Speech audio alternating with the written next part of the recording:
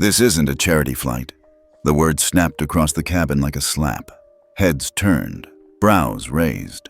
The woman in first class, tall, straight-backed, navy blue uniform, polished to perfection, hadn't whispered.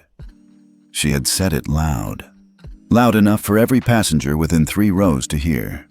Lydia Bloom froze.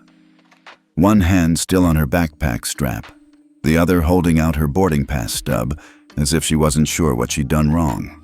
"Go sit where you belong," the flight attendant added, with a fake smile too sharp to be polite. Someone in 1B chuckled under their breath. A guy in a business suit murmured, "Well, that's more like it." Lydia didn't respond, didn't argue. She just stepped aside and let the pregnant woman she'd offered her seat to ease into 2A.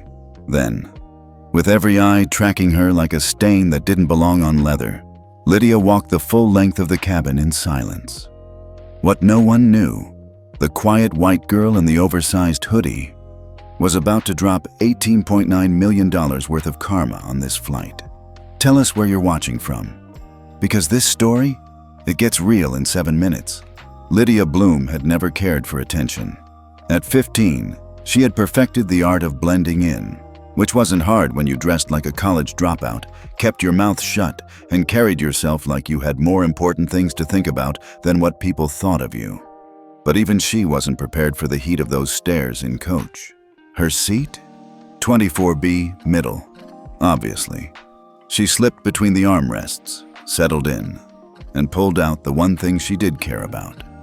Her tablet. Sleek, silver, nondescript, but loaded with FAA-authorized credential access. Because Lydia wasn't just a kid. She was the youngest ethics scholar ever granted Tier 2 override privileges on the Sky Ethics anchor system. And that flight attendant back there? She'd just made her last mistake. 15 minutes earlier, Lydia had boarded like any other first-class passenger.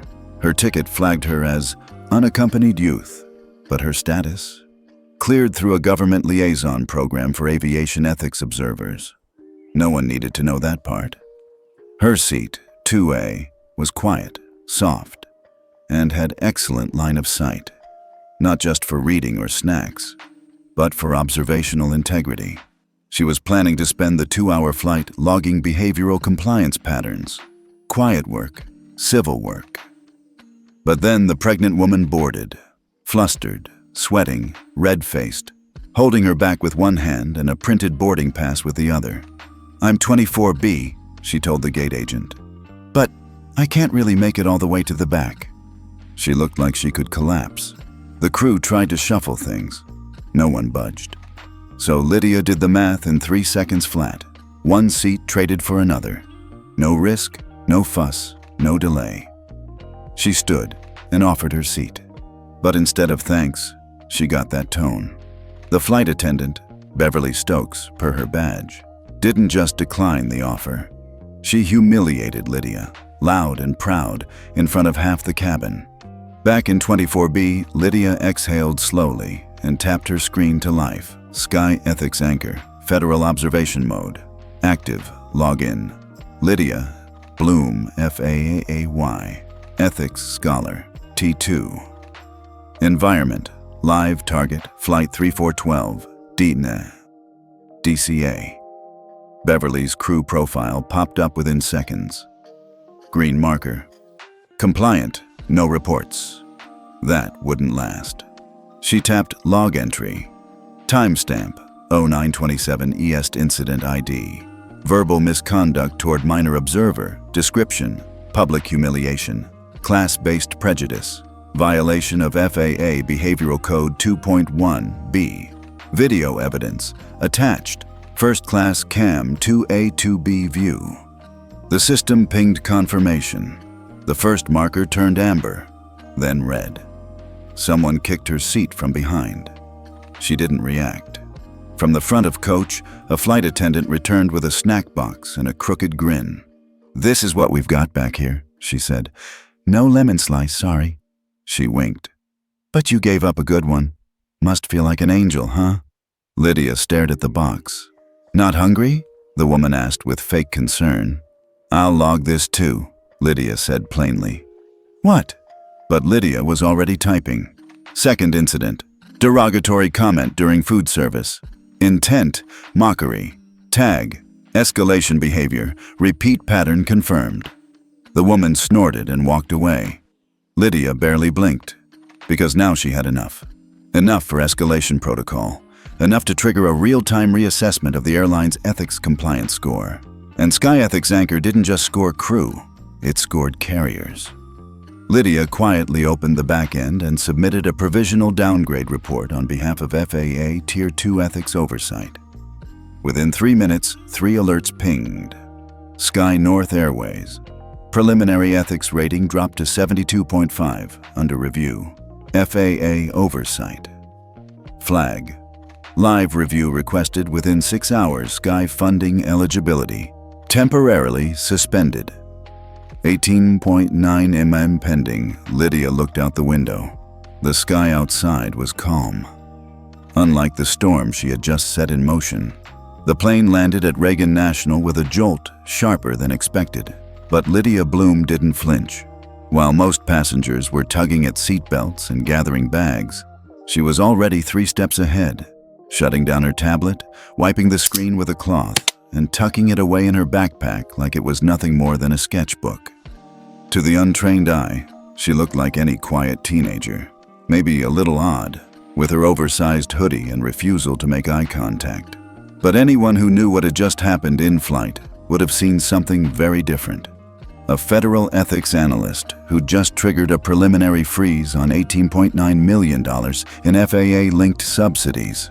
She stood up without waiting for her row to clear and moved swiftly, head down, past the first-class cabin. Beverly Stokes stood near the galley, arms crossed. The woman barely acknowledged her. But Lydia? She looked her dead in the eye, not with rage, not even with satisfaction, just finality, like she already knew this chapter was over. Inside the terminal, Lydia moved fast, not rushed, but with purpose. She passed a security officer without so much as a glance. Her ID had cleared long before her flight even took off. She was expected. On the mezzanine level, a tall man in a slate gray suit leaned against a glass barrier. His watch said $5,000, but his posture screamed Pentagon. He straightened as soon as he saw her. "Lydia Bloom?" She nodded. "You're not my mother's contact." "I'm not," he said, handing her a badge. "I'm from the Senate Transportation Committee. We moved up your hearing." Lydia blinked once. "Because of Flight 3412. He didn't answer, just nodded toward the elevator. "They're ready for you." In the Senate building, room 426B looked more like a converted courtroom than a hearing room. Rows of reporters had already lined up outside. Inside, a small circle of policy advisors sat hunched over papers, whispering with urgency. As Lydia entered, heads turned. Not because she was famous, but because she was young. Uncomfortably young for the weight of what she was about to do. Senator Albright, chairwoman of the subcommittee, leaned forward behind her microphone. "Miss Bloom, we understand you arrived not more than an hour ago, and yet we've just received an emergency downgrade request on Sky North's ethics file, signed under your access credentials." Lydia didn't sit yet. "Yes, ma'am, that's correct." The room paused. "Would you care to explain?" Albright continued. Lydia opened her backpack and retrieved her tablet. 1 tap, 2. She mirrored it to the screen behind the dais. A video played, Beverly Stokes' voice slicing through the cabin. "This isn't a charity flight." Gasps from the pregnant woman, Lydia walking down the aisle. No narration, no anger, just facts. "I filed 2 reports," Lydia said. "Both involved direct violations of FAA passenger dignity policy and discriminatory enforcement of seating protocol. As a Tier 2 ethics observer, I have authority to initiate provisional downgrade pending review." "And you did this mid-flight?" one senator asked. "Yes, and I stand by every detail." Whispers spread across the room. Albright leaned closer. "Did you know Sky North is up for renewal on a federal access contract worth just under $19 million? "I do now," Lydia replied. Back at Sky North's DC corporate office, panic had begun to ripple. The ethics alert had hit their internal compliance dashboard 15 minutes ago. Their COO, sweating through a tailored shirt, was on the phone with the FAA's crisis line. "I need a name," he barked. "Who the hell submitted the report?" A pause. Then came the answer. "Lydia Bloom." There was silence on the line. Then, very softly, "She's the one who wrote the Bloom addendum." Lydia had never cared for titles, but the truth was, she hadn't just logged a complaint. She had designed the very amendment to the Sky Ethics Anchor Protocol that allowed youth observers to escalate misconduct reports in real time. That amendment? It was known in FAA circles as the Bloom Addendum, so when she signed that downgrade, it carried weight. Later that afternoon, Lydia sat quietly in a corner of the terminal, watching people board other flights. The woman she gave her seat to earlier had found her. She approached slowly. I wanted to thank you," she said. Lydia looked up. The woman extended a hand. "I'm Mara Kellerman." Lydia froze. The name hit her like ice water because she knew that name. From the boxes in her mother's attic, from the tribunal papers she once read at 1 a.m., Mara Kellerman was the daughter of Richard Kellerman, former Sky North executive, the man who testified against her mother, the man who ended her mother's flying career. And now, Lydia had given his daughter her seat. "I didn't know who you were," Mara said quietly. "I didn't either," Lydia replied. But something about the moment shifted, not with hate, but with balance. Like two lives, once torn apart by injustice, had finally collided in an act of dignity, and this time, it would be remembered. Not through violence, but through ethics. And a girl named Bloom.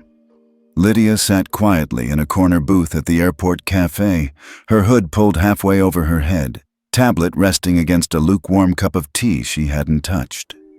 Outside the terminal glass, flights came and went like nothing had happened. But inside her screen, the world had just shifted. She opened the secure folder the Senate aide had transferred onto her device, the one marked Confidential Tribunal Archive, 2009 to 2011, the year her mother disappeared from the aviation world. She clicked the first file. Bloom, Evelyn, former lead analyst, FAA Ethics Task Force. A grainy photo loaded. Her mother looked barely older than Lydia was now, chin raised, eyes clear, defiant. The transcript below it, however, told a different story. A slow unraveling of trust, power, and punishment. Lydia scrolled. "Why do you believe your termination was unjustified?" "Because I reported a pattern of discriminatory behavior against underage passengers and female employees in the Sky North service model." "Do you have proof?" "Yes, but I doubt this room wants to see it." Lydia's chest tightened. The voice in the transcript, the tone, it wasn't just brave. It was strategic. Her mother hadn't come to that tribunal to beg for her job back. She came to leave a record, and then she found it. Line 1478 in the third file. The clause, hidden in legal jargon and obscure compliance language. In cases where the active in-flight ethics monitor is under the age of 18, and if immediate human dignity violations are observed, that minor observer shall retain authority to activate provisional downgrade procedures via Sky Ethics Anchor v3.1 or later. Her hand trembled slightly. It wasn't a glitch. It wasn't luck. It was intentional. Her mother had written a backdoor into the very system that corporations later used to exile her. A clause buried so deep, only someone who shared her code-writing style would ever find it. Someone like Lydia. 3 terminals away, in a white-tiled conference room inside the Sky North Legal Division, chaos had erupted. "Who the hell authorized the downgrade?" the compliance officer barked. A junior analyst scrolled through his dashboard, voice tight. Name came in encrypted, but it was tagged Tier 2 Verified. Observer ID 7764BL. He paused. Bloom. Everyone froze. The chief counsel whispered, "That name's not new." A director in the back muttered, "Isn't that the woman who flagged our diversity algorithm in 2010? Silence. Then the COO stood slowly. Her daughter, the kid on the plane, that's who flagged us.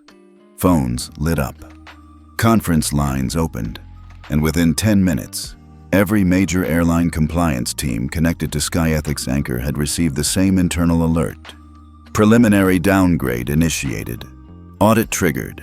Associated carriers under review. The price tag, not just 18.9 mm in federal access, but all linked funding tied to the same ethics corridor. Back at the cafe, Lydia finally took a sip of her cold tea. She stared down at the screen again, but this time it wasn't the tribunal files that caught her attention. It was a message, a direct one, from an account labeled Mara Kellerman Private. "I didn't know who you were. Until now. Can we talk?" Lydia's breath caught. That name, Kellerman. She opened a new window and pulled up her archive on Sky North's 2011 tribunal. And there it was, Richard Kellerman, head of internal investigations, lead testimony against Evelyn Bloom. Final recommendation, termination without appeal. And Mara, his daughter, the pregnant woman Lydia had given her seat to. 10 minutes later, they sat across from each other at gate C14, both looking more uncomfortable than either wanted to admit.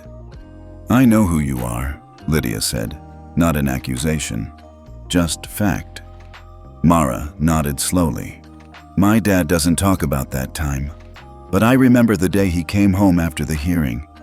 He looked shaken, said he wasn't proud of what he'd done." Lydia raised an eyebrow. "I was 12, Mara added. "Didn't know what he meant then. I do now." Lydia stared at the woman's hand, clasped over her stomach. She hadn't come here to assign guilt, but something about fate bringing them together, on that flight, in that row, made her feel like this meeting had been arranged long before either of them had boarded. "You know he lied, right?" Lydia said quietly. Mara nodded. "I think he did what he thought was necessary to protect the company, not the truth, and not your mom." Lydia didn't speak for a while, but when she finally did, it wasn't about revenge. She was trying to change the way children and women were treated in flight, not because she needed credit, but because she believed dignity belonged to everyone. No exceptions. Mara's eyes filled. "You gave me your seat, and I didn't deserve it. I didn't give it because of you," Lydia said. "I gave it because it was right. Same reason my mom built that clause." At the FAA Ethics Oversight Center, a senior analyst pulled up Lydia's activity logs. What she triggered, he said, wasn't just a complaint. It forced a full ethics domino. His colleague looked over, confused. "What do you mean?" He turned the screen toward her. 3 airlines, Sky North, Aerolink, JetLinks, all now tagged Pending Ethics Review, Federal Tier. The system had cross-referenced personnel overlap and found shared training, policy copy-pasting, and identical punitive patterns. "This kid didn't just call out one injustice," he added. "She detonated a whole system loophole." That evening, as the headlines began circulating, "Teen Ethics Analyst Freezes Airline Access." Lydia walked alone down a quiet street in D.C., hoodie up, backpack light. She stopped by a bookstore and ducked inside. The clerk, a woman in her 60s, looked up. "Cold out there tonight?" Lydia nodded, distracted. "Just looking." She wandered to the back, pulled out a book on administrative law, then paused when she saw an old aviation ethics report, one her mom co-authored. She flipped it open. Page 97, the dedication. "For those too young to speak and those too tired to keep shouting. Your rights still matter." She stared at the words and whispered, "They always did." Lydia stood outside the Federal Aviation Administration's downtown D.C. building, staring at the mirrored windows as if expecting one of them to open and call her in. She clutched a slim envelope in her hand, the same one Mara had handed her after their quiet meeting at Gate C14. On it, scrawled in Mara's careful handwriting, "For her, when you're ready." She wasn't sure who her was supposed to be, herself, her mother, or something bigger, like the legacy. Inside the envelope were 5 pages. No watermark, no official headers, just rows of names, flight logs, and asterisks. The title across the top: Passenger Dossier, Internal Use Only, Sky North, SJL, Aero Link.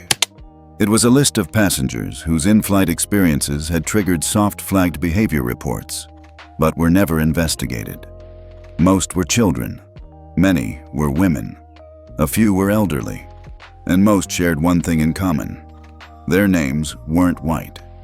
One name was circled: Maya E. Bloom, her grandmother. Lydia blinked, her throat tightening.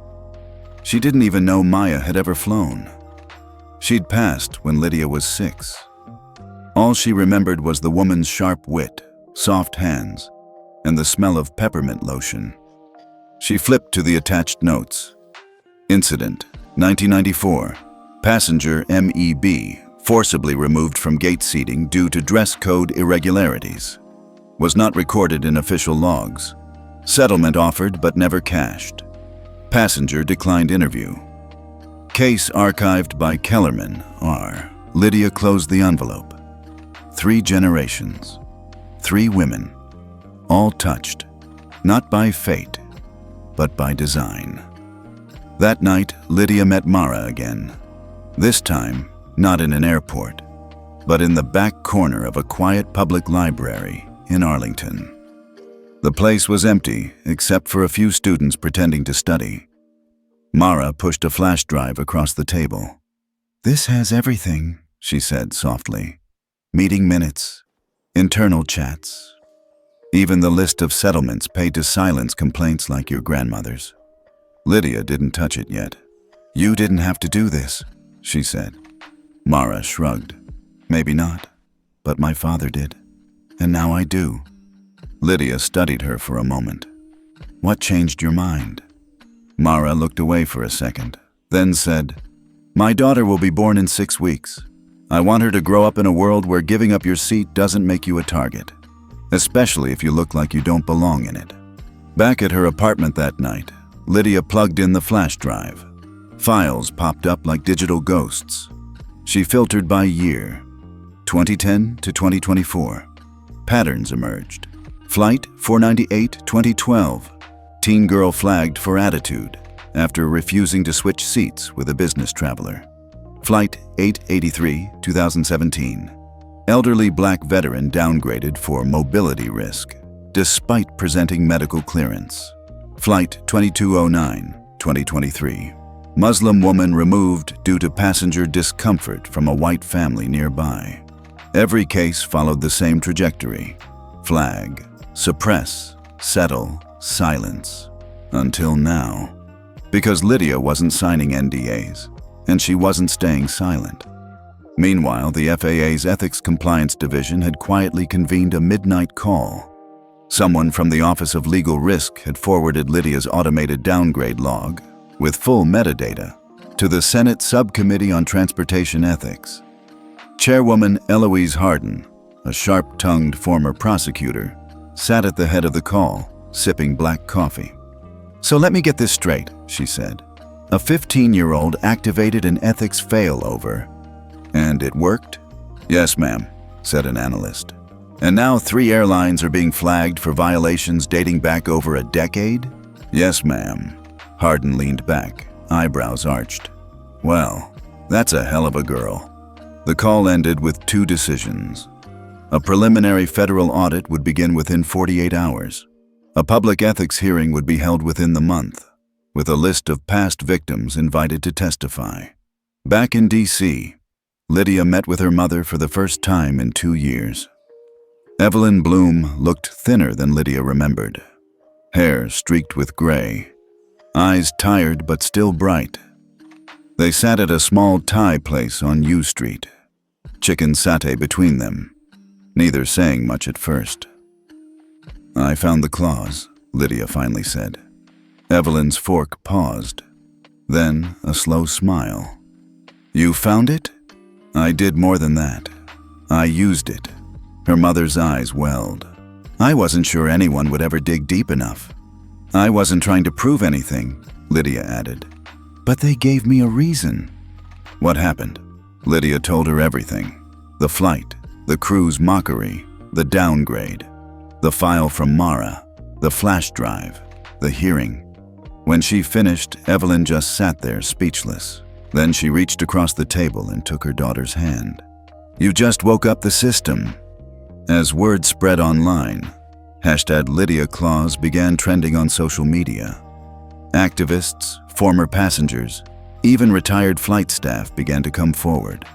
Stories poured in of discrimination, humiliation, erasure. Meanwhile, Lydia received a direct message from a strange but verified account. SenateEthicsCom.gov. You've been named as a key witness. We'd like to schedule a private session before the hearing. Please confirm. Lydia stared at the message for a long time before replying, confirmed. 1 week later, Lydia stood in a quiet hearing room beneath Capitol Hill, wearing her mother's old blazer and holding a folder marked Passenger Ethics Reform Proposal Draft V11. It wasn't official yet. Wasn't official, but she'd written every page. As the senators filed in, aides whispered and typed rapidly behind them. Lydia stood tall, not because she wanted to, but because the system had given her no other choice. Across the aisle, she spotted CEO Alan Drest of SkyNorth, sweat already visible on his collar. Next to him, legal teams from JetLinks and Aerolink shuffled nervously. She didn't smile. The hearing room was still. Cameras were off. Phones were checked at the door. What unfolded here wouldn't go live. Not yet. Lydia sat across from 4 senators, a legal clerk, and 2 ethics officers from the FAA. The table was too long, and the nameplate in front of her, Ms. Lydia Bloom, looked almost comical. A child in a grown-up seat. At least, that's how they wanted her to feel. But Lydia had something they didn't: the truth, the data, and the ghost of every silenced passenger before her. Senator Eloise Hardin, sharp in a navy blazer, leaned forward. "Miss Bloom," she said gently, "you understand that today's conversation is preliminary. You're not under oath. You're not on trial." Lydia nodded once. "I know." "And you understand the consequences of your activation? 3 airlines are now under full federal ethics audit. FAA subsidies have been frozen. $18.9 million is in immediate review." "I do." Hardin looked impressed, but careful. "Then tell us, why did you do it?" Lydia didn't look at her notes. "I didn't do it because of what they said to me," she said. "I did it because of what they didn't say to the pregnant woman they made me feel guilty for helping, and because I realized that my seat wasn't the thing they hated. It was the idea of someone like me being allowed to choose to give it away." A silence followed. Then, "Walk us through the activation protocol." Lydia explained it cleanly. How the Sky Ethics anchor worked. The hidden clause her mother had embedded in 2009. The biometric link from her FAA internship ID. How the system scanned for triggers in behavior. Mockery, coercion, dereliction of passenger dignity. And how, with one tap, no password, no key, she'd flagged Flight 2289. "You knew what would happen?" Senator Dovitz asked. "I knew the system would run its score. I didn't know it would cascade." "Cascade?" He frowned. "I didn't know it would drag 3 airlines down with it." Later that day, behind closed doors, the FAA compliance officers debated the next steps. "We can't hide this," said one. "Too many files were surfaced. It's like the clause swept all the skeletons out of the closet." "This girl just exposed 12 years of soft-cover discrimination data," another whispered. "They're going to make her a symbol." "They already have." 3 days passed. Lydia kept mostly off the internet. She ignored the trending hashtags. She stopped reading the news. Her mind wasn't on the fire she'd started. It was on the ripple. Because the story wasn't about her anymore. It was about Evelyn Bloom. It was about Maya E. Bloom. It was about mothers who weren't heard, daughters who weren't seen, and systems that smiled while quietly rearranging the truth. Her phone buzzed. It was a message from an unknown number. They're going to fight it. Hard. Don't let them twist the narrative. M.K. Mara Kellerman. The hearing went public that Thursday. It was nationally televised. Lydia didn't speak this time, but she watched as the former head of in-flight ethics for Jet Links admitted on record that passenger reviews were filtered by risk optics, which heavily correlated with racial, age, and class bias. Another clip showed Sky North CEO Alan Drest, red-faced and stammering, being asked, "Can you explain why 74% of all flagged passengers on record were under the age of 18? He blamed algorithmic overreach. The crowd murmured. The chairwoman didn't flinch. A week later, Lydia was invited to a closed strategy summit hosted by the Passenger Equity Coalition, a non-profit think tank formed by civil rights lawyers, tech watchdogs, and former flight attendants. She arrived in a black hoodie, jeans, and no makeup. Still just a teenager. But when she walked in, the room stood up. A woman from the ACLU leaned in and whispered, "The last time we saw a clause this cleanly buried in federal code was the Fair Housing Act. Your mom was a genius." "I know," Lydia said. They handed her a document. Draft, Lydia Bloom Passenger Rights Enforcement Act. She stared at the title. "I didn't ask for this," she said. A man from the FAA shrugged. "You didn't have to. You earned it." That night, Evelyn came by her daughter's apartment. She brought food, tie again, like a full circle. They sat on the couch, boxes open, the TV off. "I keep thinking about Grandma," Lydia said. I looked her up. Her case was buried so deep I wouldn't have found it if I hadn't seen that list. "She was strong," Evelyn replied. "But she was tired. She didn't want a war. She just wanted to live with dignity." Lydia looked down. "What if they come after me? What if the airlines start smearing me? What if I ruin your career?" Evelyn smiled gently. "Sweetheart, my career was already ruined. They just didn't send the memo. But you're rewriting the whole damn book."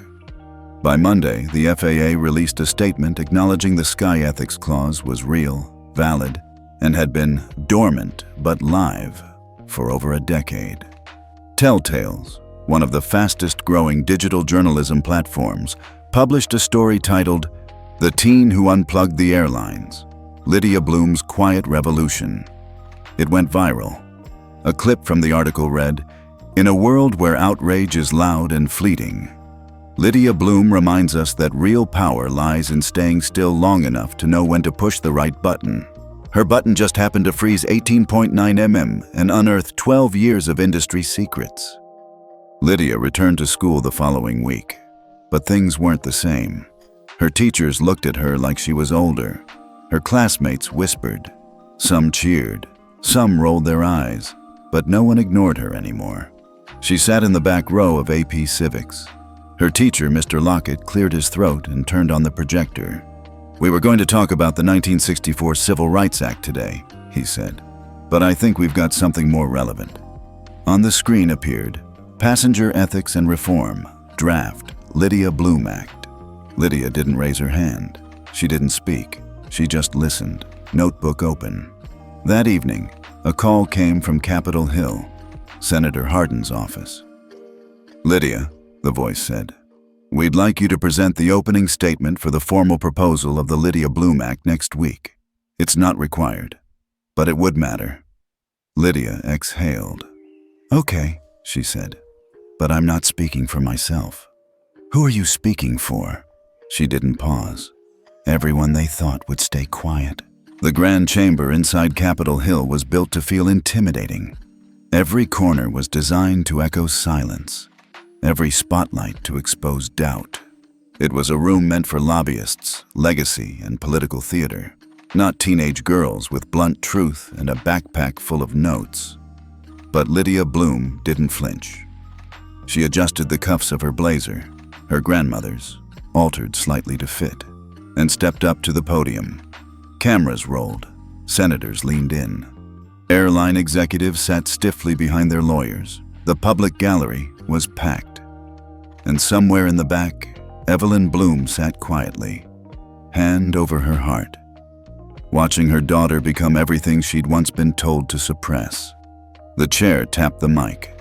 We will now hear the opening statement from Ms. Lydia Bloom, daughter of Evelyn Bloom and granddaughter of Maya E. Bloom. Miss Bloom, you may begin. Lydia looked down at her prepared remarks, then folded them up. I wrote a speech, she said, but I'm not going to read it. The room shifted. I gave up my first-class seat on Flight 2289 for a pregnant woman because I thought it was the right thing to do. The crew made fun of me for it, but that's not why I'm standing here. She inhaled. I'm standing here because they tried to shrink me into silence, and because the systems you oversee are still designed to reward quiet compliance instead of ethical courage. She told them about the clause, about the Sky Ethics anchor, about the flash drive from Mara, about her grandmother's erased history, about the moment she realized that giving up her seat was the only part of the flight that didn't need reform. Airlines don't fear lawsuits, she continued. They plan for them. What they fear is visibility, systems, scores, the kind of data that can't be buried under NDAs or paid settlements. She paused, scanning the room. That's what the clause was meant to do, not to punish anyone, but to reflect the system back to itself, unfiltered. When Lydia finished, silence followed. No one clapped, no one coughed, just a pause that lingered long enough to feel like recognition. Then Senator Hardin nodded slowly. Thank you, Miss Bloom. That was uncompromising. The hearing proceeded with testimonies from data analysts, civil rights attorneys, and 2 other passengers who had been flagged unfairly. But everyone knew the moment belonged to Lydia. In one corner, a New York Times reporter typed furiously, headline already forming in her head, "The girl who gave up her seat and took a stand." After the hearing, Lydia was ushered to a side chamber for press questions. She was met by cameras, hot lights, and a swarm of mics. Lydia, did you know your clause would trigger an 18.9 mem freeze? No. Are you afraid the airlines will retaliate? I'm afraid they won't change. What do you want next? Lydia looked directly at the reporter. A system where passengers aren't punished for decency, where ethics isn't a PR buzzword, but a measurable responsibility. A soft clapping began behind the camera. Journalists, former flight crew, even a few ex-executives who had quietly left the industry. The next morning, Veritas Capital, one of the largest ethics-backed investment consortiums in the U.S., released a statement. Following recent revelations and pending federal reform, we are suspending 18.9 M in joint aviation investment tied to any airline found non-compliant under the Sky Ethics Anchor Review. 3 airlines were affected: Sky North, JetLinks, and Aerolink. A soft clapping began behind the camera. Journalists, former flight crew, even a few ex-executives who had quietly left the industry. Their stocks plummeted 6 to 9% in pre-market trading. And before lunch, Sky North's chief ethics officer resigned. By evening, Lydia received a secure email from the FAA's Internal Review Board. We are requesting your input in co-developing the framework for a new industry-wide ethics audit system. Working title, PEARL, Passenger Ethics Accountability and Reform Ledger. Attached was a blank template, no code yet, just space. Lydia stared at the blinking cursor and typed the first line. Passenger dignity is not a luxury. It is the gate through which the industry enters the future.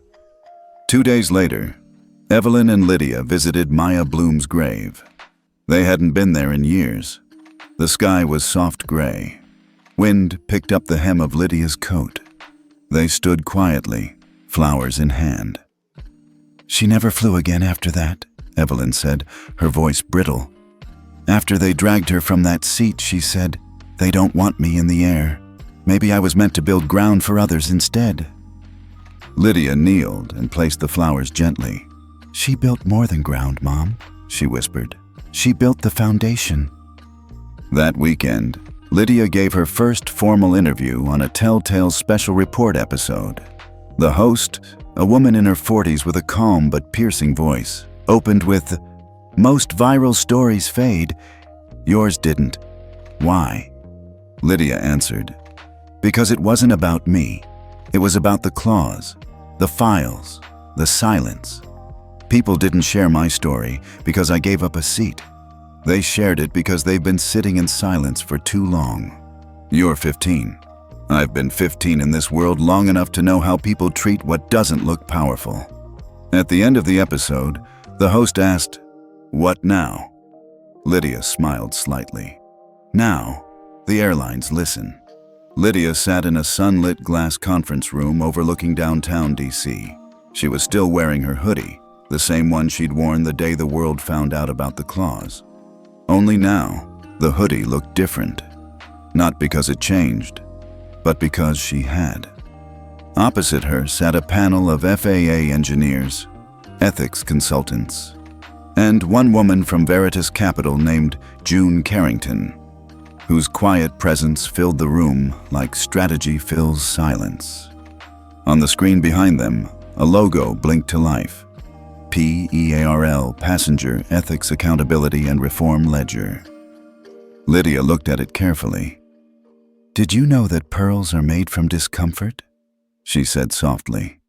Everyone turned to her. It's true. When an oyster is hurt, it wraps the wound in something beautiful. That's what we're doing here, right? No one spoke, but heads nodded. The meeting began with frameworks, legal constraints, cross-airline data systems, algorithmic behavior recognition models. Lydia took notes. Then slowly, she raised her hand. "We're still talking about systems that observe behavior," she said, "but not the ones that enable it." One of the engineers frowned. "Can you clarify?" "Sure," Lydia replied. "We're flagging bad actions, but what about the policies that allow them? Like how staff are rewarded for quick boarding, even if it means rushing vulnerable passengers. Or how seat reassignment is code for move the people who won't fight back." That quieted the room. June finally spoke. "So, what are you proposing?" Lydia met her eyes. "Scoring the policies themselves, not just the people."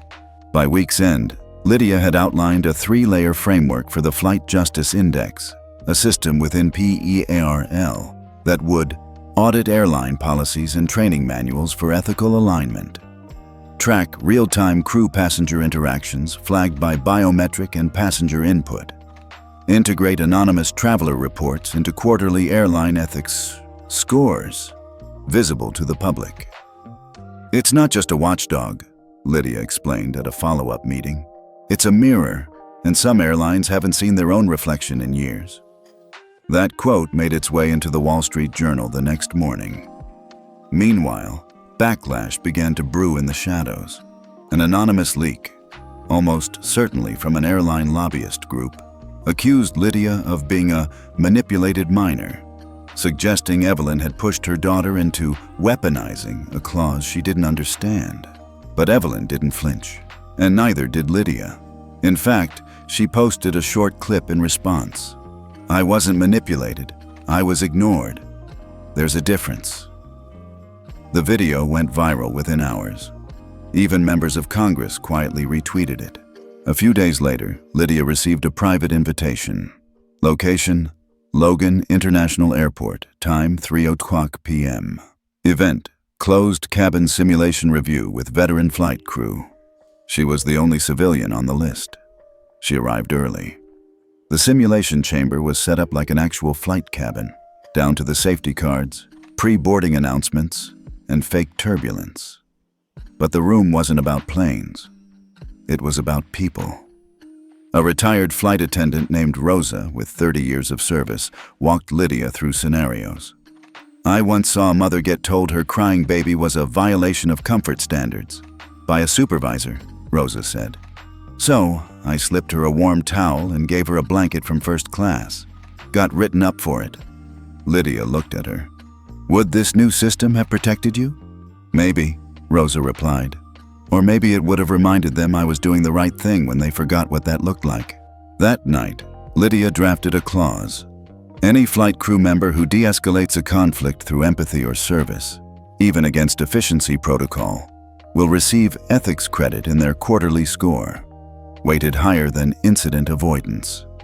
It was elegant, simple, powerful. The next morning, that clause, the Rosa provision, became part of the PEARL prototype. As the system neared rollout, Lydia was asked to co-present at the International Ethics in Transit Conference, held in Toronto. The ballroom was full of airline execs, transportation ministers, and human rights leaders. When Lydia took the stage, no one whispered this time. She opened with a single image, a split screen of her, seated quietly in coach, and the crew mocking her for her hero moment. She said, "The scariest part of that day wasn't what they said. It was the part of me that almost agreed with them." She paused. "I thought maybe I had been foolish. Maybe giving up your seat is naive. Maybe dignity is too fragile to fly." She looked around the room, but then I realized it wasn't fragility they feared. It was memory, because memory demands change, and systems hate that. Lydia closed with the official unveiling of the Flight Justice Index, and for the first time, showed the real-time ethics dashboard. 3 airlines in red, non-compliant. 4 in yellow, review required. 2 in green. Below each was a live public rating and a direct feedback portal. The room buzzed. Several CEOs looked visibly uncomfortable. One reporter whispered to her editor, "She didn't just start a movement. She built the infrastructure for it." On the flight home, Lydia was upgraded to first class. A younger flight attendant handed her a hot towel, then whispered, "Because of you, we have a voice again. Thank you." Lydia didn't say much, but when she looked out the window, somewhere over Indiana, she saw not just clouds, but the outlines of something new.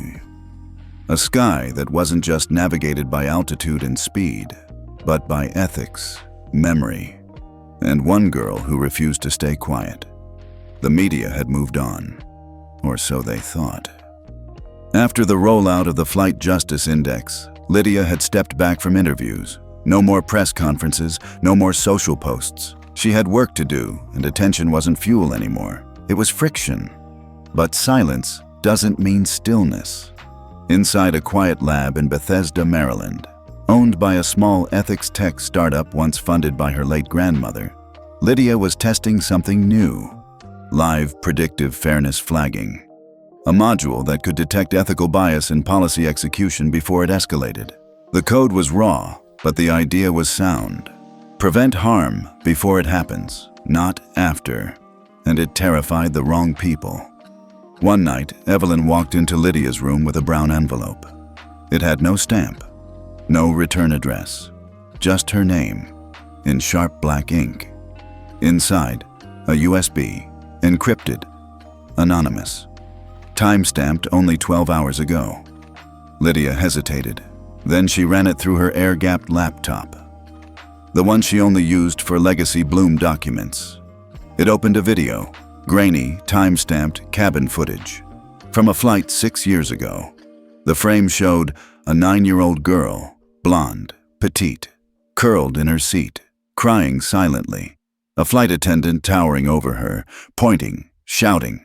The file was labeled, "Unreported, Flight 7823, Bloom Child Incident." Lydia froze. She looked closer. The girl had a plush penguin clutched to her chest. That wasn't just a child. That was her. For years, Evelyn had told Lydia that flight was uneventful, that they switched flights last minute, that Lydia had just been overtired that day. But now, memory broke the surface, like ice cracking from below. The humiliation, the hands yanking her out of the seat, the screaming. She had repressed it, and someone had buried it. Lydia stared at the screen, and beneath the nausea, something else bubbled up. Resolve. If this had been hidden, what else, huh? Within 48 hours, Lydia and her team traced the incident through FAA archival logs. No formal report was ever filed, No passenger complaint recorded, but the plane's internal system had logged a disturbance code, one that had been redirected through a manual override. Who had that access?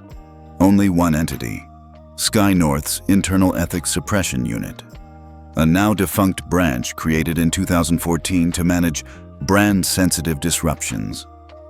Evelyn paced behind her daughter, fists clenched. "They didn't just hurt you," she muttered. "They deleted you." That week, Lydia filed a Freedom of Information Act request. She didn't expect much, but what she got was a leak.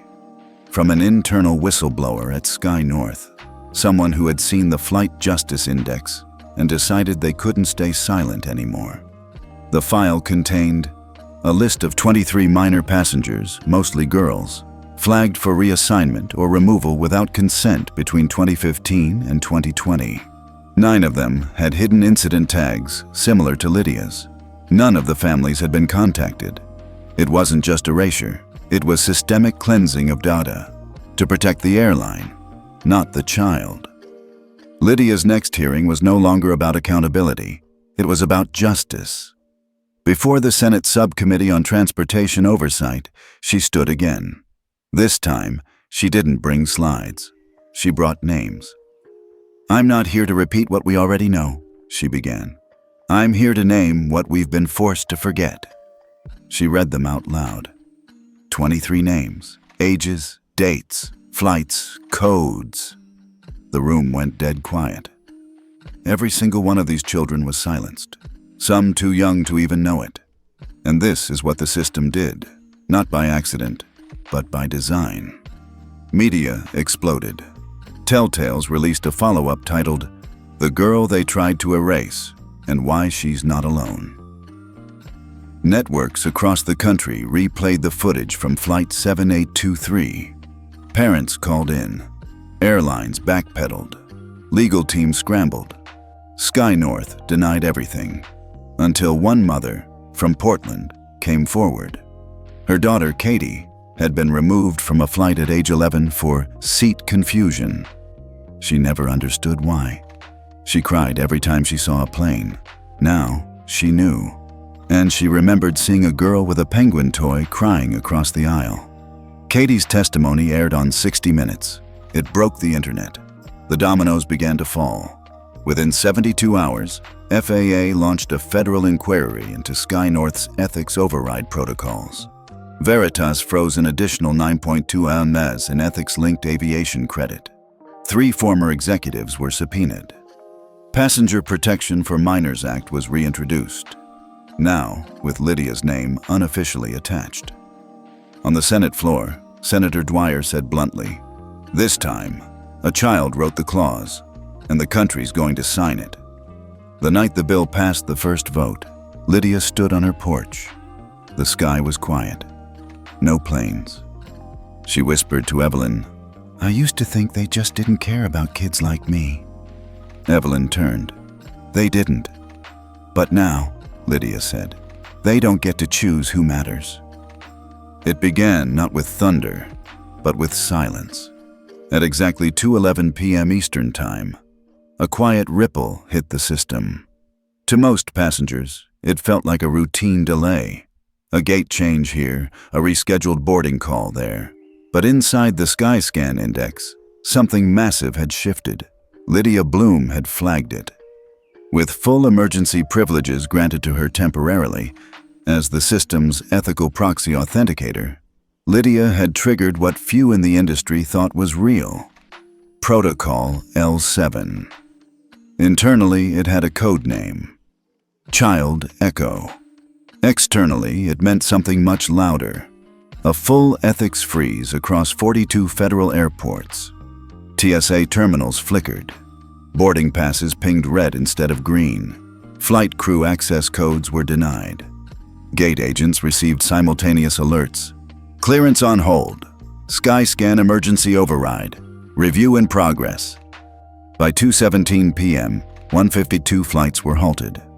By 2:25, the FAA Central Monitoring Office had received over 700 inbound calls, half from executives demanding answers, the other half from pilots reading this strange new status across their screens.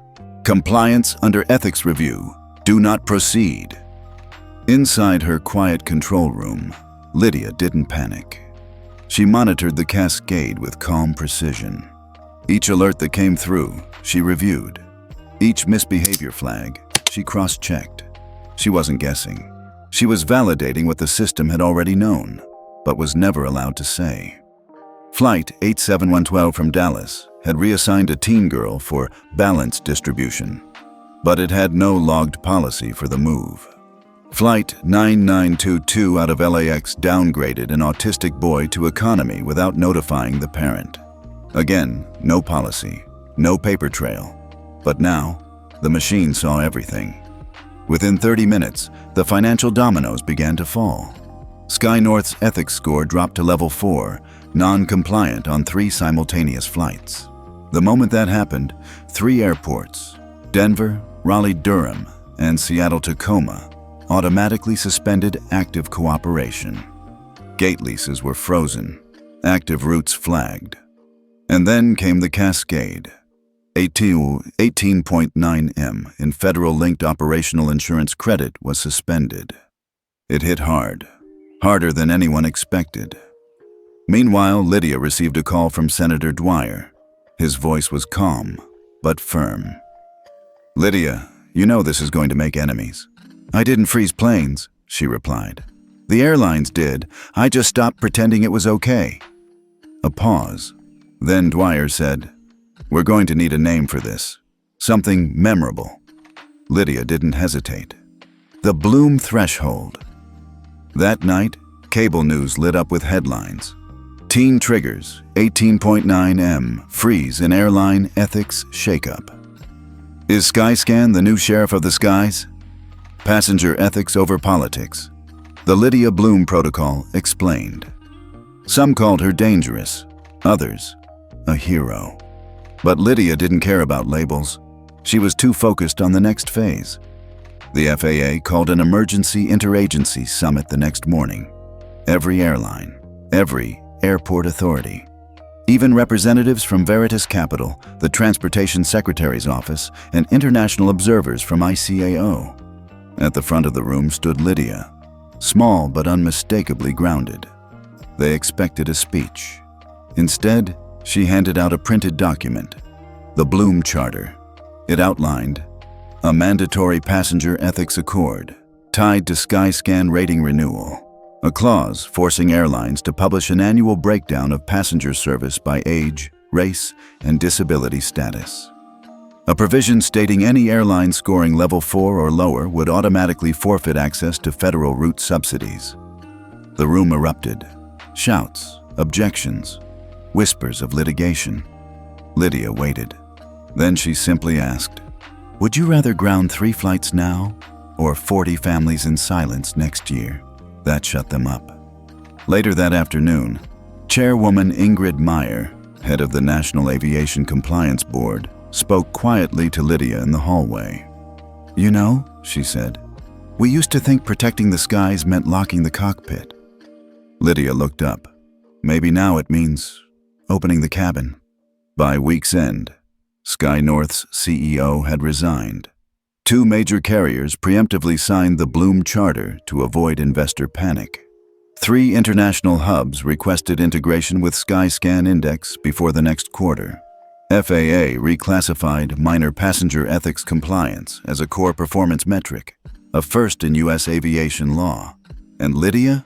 She returned to school, quietly, without an escort, without cameras, just her, a backpack, and a penguin plush that never left her side. One day, sitting on the metro, a flight attendant in plain clothes tapped her shoulder. "I was there, that day. Flight 7823, the woman said. Lydia froze. The woman smiled gently. "I didn't say anything then. I was too new, too scared." Then she reached into her purse and pulled out a folded napkin. Clean, crisp, untouched. "I kept this. I was going to bring it to you, but I didn't get the chance." Lydia took it, nodded, and this time she didn't cry. The backlash wasn't a wave. It was a silent storm, precise, calculated, relentless. It began with a statement from Sky North's interim CEO, released at 7:02 a.m. The freeze initiated by Skyscan Index has forced us to reevaluate our ethical compliance standards. Effective immediately, we will suspend 14 routes and audit all child and disability passenger incidents from the past 5 years. Translation? Damage control. Nothing more. But to the public, it was too little, too late. By noon, Veritas Capital released its own press memo. We have placed a compliance hold on all pending credit lines for airlines with Level 4 ethics scores. These funds will remain frozen until integration with the Bloom Charter is verified. Total amount impacted, $18.9 million, plus 26.4 members in pending lines. This wasn't about one teen anymore. This was about a system getting caught red-handed and a girl who refused to stay erased. Lydia Bloom became the reluctant symbol of it all. Every news cycle featured her name. Pundits debated whether she had too much power. Airline execs called for limits on Skyscan's authority. And yet, every parent, every educator, every disabled advocate had one thing to say. Why did it take a 15-year-old to force grown adults to care? At a televised town hall on ethics and transportation policy, Lydia was invited as a guest of honor. She arrived with her hair tied back, no makeup, wearing the same blue cardigan she'd worn the day she gave up her seat. When asked if she regretted activating the protocol, she replied, "No, I regret that I had to." Silence. Then a mother in the back stood up and said her daughter had been kicked off a plane for stimming too loudly. Another woman said her son had been denied a first-class seat because he looked like a hacker. Then a man spoke. His brother, disabled from birth, had been forced to crawl down aircraft stairs when a jet bridge malfunctioned, and nobody helped. Now, it was their time to speak. And Lydia? She just listened. Behind the scenes, something bigger was moving. A coalition of lawmakers, educators, tech developers, and trauma-informed medical experts formed to create the first-ever Passenger Rights and Ethics Standards Act, PRIESA. Its goal? To make Skyscan Index a federal requirement for any airline operating in or out of U.S. airspace. Lydia's mother, Evelyn, was named Senior Policy Advisor to the drafting team, but Lydia didn't want credit. Instead, she met with software teams and accessibility advocates to refine the Skyscan algorithm. She insisted, it doesn't matter if it works for adults. It has to work for kids. Kids don't file complaints. They freeze. They shut down. The system has to see them before they disappear. The room went quiet. Someone said, "That's the most human definition of AI I've heard." Then came the backlash. Real backlash. An anonymous airline executive leaked an internal document titled, "The Bloom Protocol is an Existential Threat." It claimed the protocol would cost them $112 million in annual adjustments, from staff retraining to reworking boarding algorithms to payouts for suppressed ethics incidents. In the memo, they wrote, "If this charter is adopted, it will create an environment where every passenger becomes a liability and every mistake becomes a weapon." Lydia's response? She posted one sentence, "Or maybe every passenger becomes a human being and every mistake becomes a chance to change." That post went viral in 43 countries. 3 days later, she was invited to speak before the International Civil Aviation Organization, ICAO Summit in Geneva. 58 nations, live streamed to over 17 million viewers. Lydia spoke for only 7 minutes. No teleprompter, no notes. "I'm not here as a coder or a victim or a story. I'm here because I sat in silence too long, and so did too many of us. The skies don't belong to the rich or the loud or the polite. They belong to every person who steps on a plane believing they'll arrive safely and be treated fairly. And if you can't promise that, then maybe you shouldn't fly." A standing ovation. Not polite applause. Real, shaking, tear-filled, gut-deep applause. That night, 4 countries announced immediate Skyscan integration trials. 3 global carriers signed the Bloom Charter. The FAA confirmed that effective the next fiscal quarter, ethics compliance scores would become part of the federal route certification process. And one journalist wrote, For the first time in history, a 15-year-old didn't just speak truth to power. She made power sign a compliance form. Back home, Lydia didn't throw a party. She didn't go on a podcast tour. Instead, she went for a walk with Evelyn. Just the 2 of them. Leaves crunching. October sun low in the sky. At one point, Evelyn asked, "Do you feel proud of yourself?" Lydia paused, then said, "I feel like I can breathe a little deeper. And maybe now, so can some other kid who doesn't even know my name."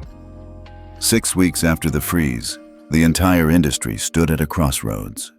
The FAA, pressured by lawmakers and a mounting public reckoning, announced a special hearing, not behind closed doors in Washington, but broadcast live across the country. And at the center of the panel sat 3 names now synonymous with aviation reform. Dr. Evelyn Bloom, representing policy architecture; Mara Kellerman, head of compliance for Veritas Capital; and seated between them, small but unshaken, Lydia Bloom, the 15-year-old who redefined what passenger rights meant. The hearing began with numbers: 152 flights halted, $18.9 million frozen, 42 federal airports affected, 17 airline executives under review, over 28,000 complaints reopened within 48 hours after the freeze. But more than numbers, it was stories that moved the room. Testimonies from families. Elderly passengers ignored. Disabled children mistreated. Mothers in tears. And somewhere amid it all, Lydia sat still, her face calm, listening not like a tech architect, but like a survivor. Then came the moment that changed the course of the hearing. FAA Commissioner Brian Renner asked a pointed question. "Ms. Bloom, what gives you, a minor, the right to determine operational status across a federal aviation network?" Lydia didn't flinch. "Sir, I didn't ground planes. The ethics scores did. I didn't write the rules. I just made sure you finally followed them." The audience erupted in applause. Renner leaned back, swallowing his pride. That line, it would end up quoted in Time, The Atlantic, and 3 law school ethics textbooks. Then, at exactly 11:26 a.m., the FAA signed a binding agreement.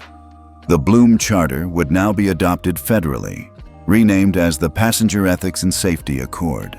Effective immediately, any airline that dropped below a Level 3 ethics score, failed to address flag discrimination within 72 hours, or refused transparency in passenger treatment data would be suspended from all federally subsidized routes, including international gateways.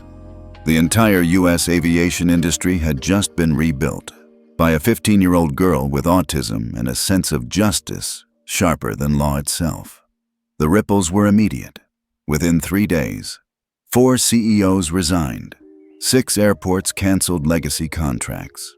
SkyNorth's IPO was pulled from the market, and $880 million in private capital was redirected to carriers who signed early onto the accord. Veritas Capital, Mara's firm, announced that moving forward, no airline would receive investment without passing the Passenger Fairness Index. The index itself, now a national standard, had Lydia's signature encrypted into its back-end source code, not for vanity, but for traceability. "Let them know a child saw them first," she'd said. Journalists asked, "Do you feel vindicated? Do you think airlines fear you now?" Lydia's answer was the same. "They shouldn't fear me. They should fear what happens when kids grow up knowing silence doesn't work." A month later, Lydia was awarded the Presidential Medal of Citizen Impact, the youngest recipient in the award's history. But she skipped the ceremony.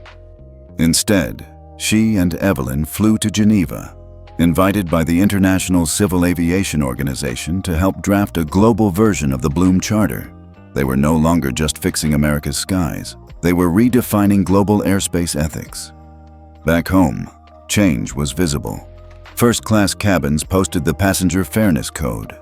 Flight crew were trained in nonverbal sensitivity protocols. Passengers began rating their flights not on luxury, but on how human they felt. And Lydia? She went back to school, took math, skipped gym, read quietly during lunch. Just another student. Except this one had made airlines rewrite their playbooks. On her 16th birthday, Evelyn asked what she wanted. Lydia smiled and said, "A regular flight, with a regular seat, and no one watching me." They booked a ticket, no upgrades, no staff warnings, just two passengers, mother and daughter. And as they boarded, a flight attendant smiled at Lydia, lowered her voice and said, "You made the air safer for my daughter. She has Tourette's." Last year, she wasn't allowed to fly.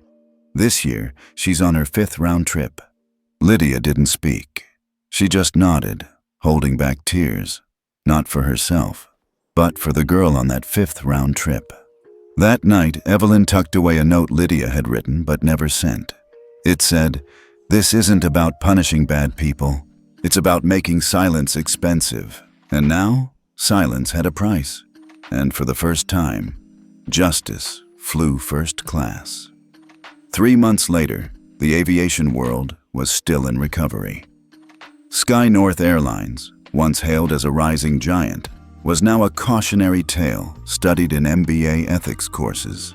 Its stock price never recovered. 3 of its board members resigned.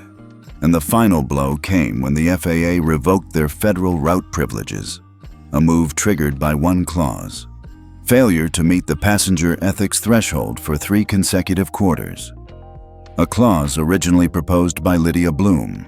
Meanwhile, the Passenger Ethics and Safety Accord, PESA, had spread globally. Canada, Germany, South Korea, and Australia had already signed on. Airlines in those countries now had to comply with Skyscan protocols. If they didn't, they risked being locked out of international airspace agreements. The shockwaves weren't just financial, they were cultural. Old training manuals were shredded. New onboarding included disability sensitivity and ethics AI audits. And passengers, especially young, disabled, or neurodivergent, started being treated like actual human beings. And then came the ripple no one expected. Booking platforms like SkyMap, GlideFare, and JetWatch announced they would integrate Skyscan ethics scores into their default search filters. That meant passengers wouldn't just choose flights by price or time anymore. They'd choose based on how ethically the airline treats its people. And at the very top of that scoring system, the Bloom Protocol Index. Encrypted, non-editable, and signed by one girl who had once been too scared to speak. Lydia herself. She stayed quiet through most of it. She didn't want awards, didn't want a Netflix documentary, didn't want her name on airport banners. When asked for comment at a Veritas press briefing, she simply said, "Systems don't care until money does.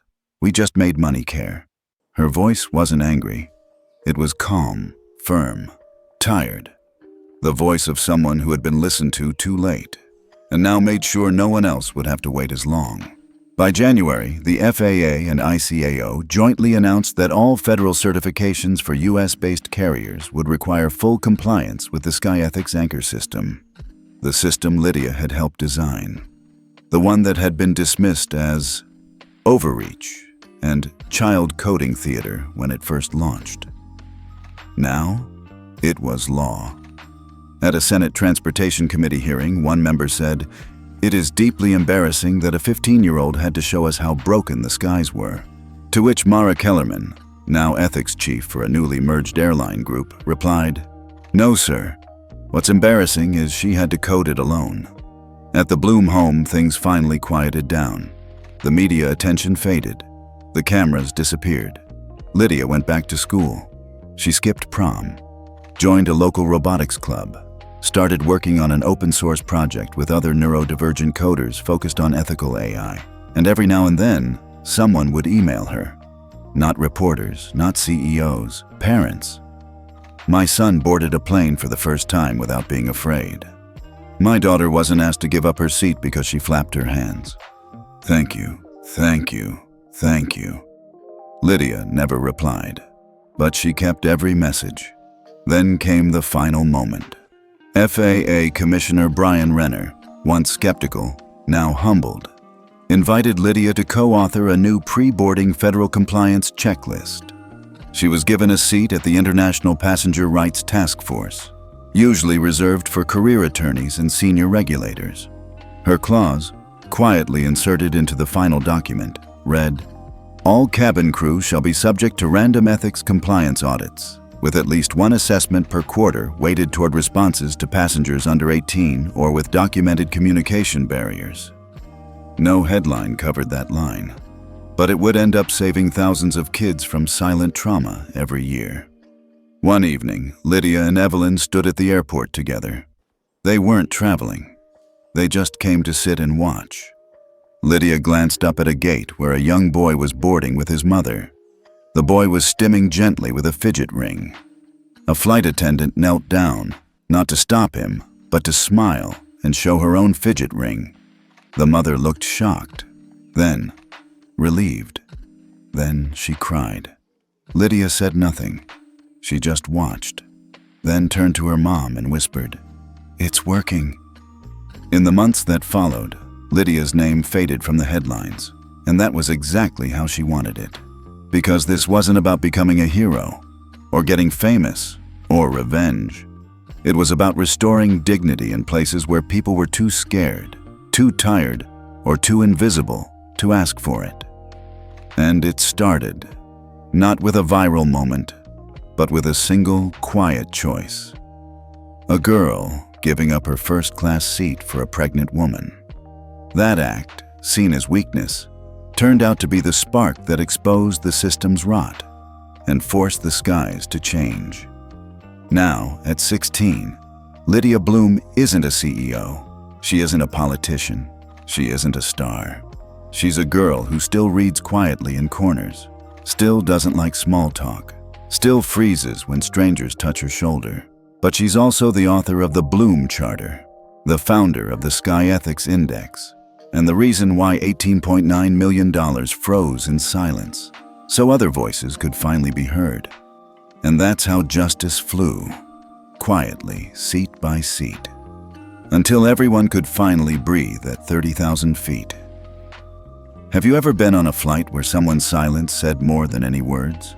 Tell us where you're watching from, and if you think one act of kindness can still change a system.